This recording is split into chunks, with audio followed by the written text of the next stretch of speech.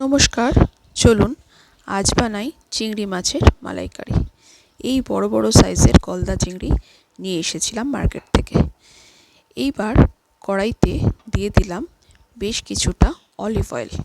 এই রান্নাটা অলিভ অয়েলেই করছি আজকে, যাতে ব্যাপারটা টেস্টির সঙ্গে বেশ কিছুটা হেলদিও হয়। চলুন তাহলে দিয়ে দিলাম অলিভ অয়েল। তেলটা আমার ভালো গরম হয়ে গেছে। এবার দিয়ে দিলাম গোটা গরম মশলা ফোড়ন। রয়েছে সবুজ ছোটো এলাচ, রয়েছে দারচিনি, রয়েছে লবঙ্গ। ফোড়নটা ভালো মতন ফেটে উঠলে দিয়ে দেবো এতে আমি দুটো বড় তেজপাতা। একটা কথা বলতে ভুলে গেছি, সেটা হচ্ছে যখন এলাচটা ফোড়নে দেবেন অবশ্যই মুখটা ফাটিয়ে দেবেন, নাহলে সেটা ফেটে কোনো রকম দুর্ঘটনার সম্ভাবনা হতে পারে। তেজপাতাটা দিয়ে দিয়েছি। এবার ভালোভাবে সেগুলো ফ্রাই হয়ে যাচ্ছে। এই সময় একটা মশলার পেস্ট দিয়ে দিচ্ছি। কি আছে সেই মশলার পেস্টে? আছে 8টা কাঁচা লঙ্কা, 2টো টমেটো, দুটো পেঁয়াজ, একটা রসুন আর 1 ইঞ্চি আদা। এটা মিক্সিতে আমি ব্লেন্ড করে নিয়েছি, নিয়ে মশলাটা দিয়ে দিয়েছি। তারপরে দিয়ে দিলাম অ্যাজ পার টেস্ট সল্ট। আমি এখানে টোটাল রান্নার 1 গ্রাম নুন দিয়েছি, এটাই রেশিও। তবুও আপনারা আপনাদের স্বাদ মতো নুনটা ব্যবহার করবেন। এবার দিয়ে দিচ্ছি একটা গোটা নারকেলের পেস্ট। নারকেলটা আমি ভালো করে কেটে ধুয়ে পরিষ্কার করে নিয়ে মিক্সার গ্রাইন্ডারে পেস্ট করে নিয়েছি। সেই টোটাল নারকেলের পেস্টটা আমি দিয়ে দিচ্ছি। এইবারে যে মশলাটা কষা হচ্ছিল তার সাথে নারকেলের মিশ্রণটাকে ভালো করে আমি কষাবো।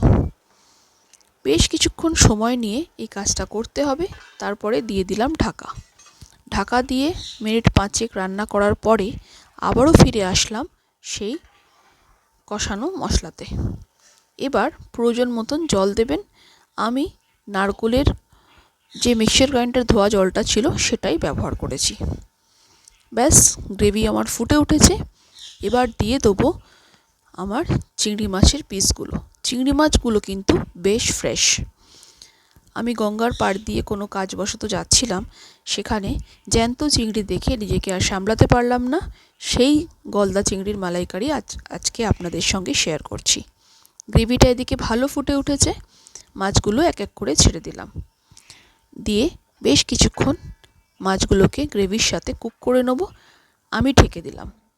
এইবারে মিনিট 5 পরে আমি ঢাকা সরাচ্ছি এবং দেখুন একদম কমপ্লিটলি কুক হয়ে গেছে। এই সময় আমি দিয়ে দেব 1 চামচে গরম মশলার গুঁড়ো। এটা কিন্তু দিতেই হবে, এটা দিলে খুব সুন্দর একটা ফ্লেভার আসবে। এইবারে সেটাকে মাছের সাথে গ্রেভির সাথে কিছুক্ষণ ফুটতে অ্যালাউ করতে হবে। দেখুন কি সুন্দর রেডি হয়ে গেছে, আর মাছের তেলগুলো বেশ ছেড়ে দিয়েছে। চলুন এবার সার্ভ করি।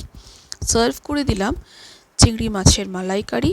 যদি আপনাদের রান্নাটা ভালো লেগে থাকে তাহলে লাইক করবেন, কমেন্ট করবেন, শেয়ার করবেন, আর নতুন বন্ধুরা সাবস্ক্রাইব করতে ভুলবেন না। নমস্কার।